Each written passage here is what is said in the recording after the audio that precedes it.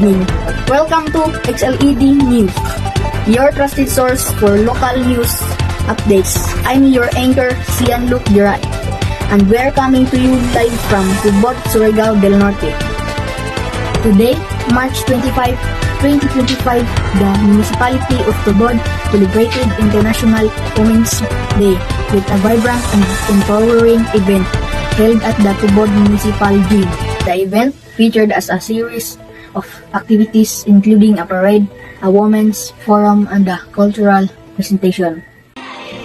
The celebration was a resounding success, with hundreds of women and men coming together to support the cause. It was a powerful reminder of the importance of promoting women's rights and empowerment in our community.